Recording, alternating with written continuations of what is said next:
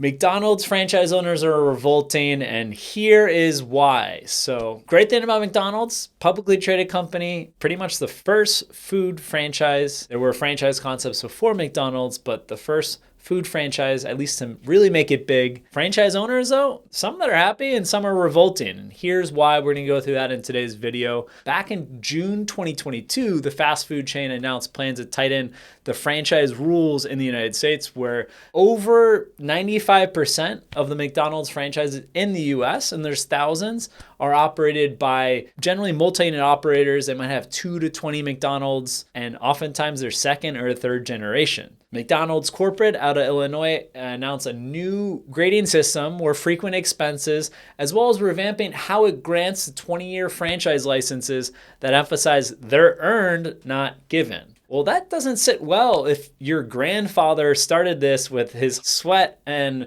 reinvesting capital to open up more and more franchises, as well as some of them just feel like they're being treated as employees. McDonald's is extending more control over its franchisees, and they reject that, it's convenient to be a joint employer to get out of legal liability sometimes. But with the other hand, it's fine telling franchisees what to do and actually kind of treating them as an employee. There have been tons of FTC comments, FTC complaints cited over the past couple months, and many of the McDonald's franchise owners are really upset with the change of the renewal structure for their franchise agreements. I'm going to go over one of the comments that I recently read. My wife and I are McDonald's franchisees, owning 14 franchises and employing more than 650 people in Virginia. Currently, our franchise agreements were for a term of 20 years. When we signed our agreements, which were over 44 pages long plus addendums, it takes take it or leave it situation in which we are forced to sign the agreement or walk away entirely. Imagine walking away entirely from 14 operating businesses. Each one's probably spinning out $300K, $400K of cash flow on $3.5 million of sales. The contract, which was drafted by my franchisor's attorneys, is completely non-negotiable, included a non-compete clause,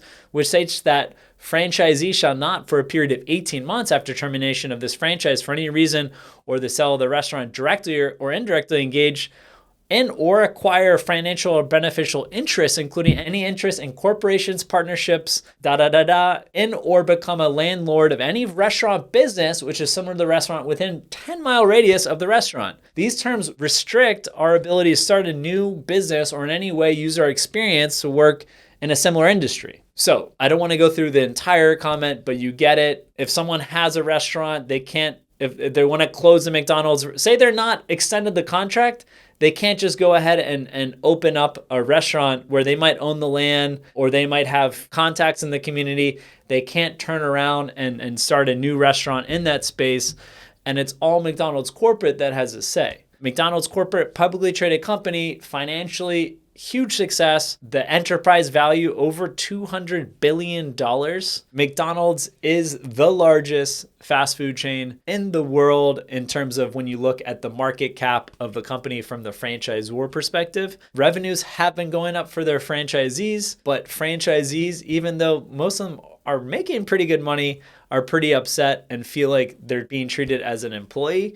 And I saw tons of complaints, over 10 complaints. You can check them out. We'll include a link so you can go through yourself. There were hundreds of complaints, mostly from franchisees that were airing grievances about the unfairness of the FDD and franchise agreement. I found some pretty helpful nuggets, especially for those that are looking to get into the franchise business, and some potential points to negotiate with the franchise before you sign on the dotted line. So franchise owners are upset at McDonald's. Despite high sales and pretty good profitability at the unit level, the franchisor's profit margins still significantly higher than the franchisees, which are in the teens, where the franchisors making billions of dollars a year, and some franchisees feel like they're being treated as employees, where a second, third generation business relationship should be more like a partnership. Let me know if you have any feedback, especially if you're a McDonald's franchisee. I'd love to hear from you. Leave in the comment box or shoot me an email at patrick@vettedbiz.com. Thanks.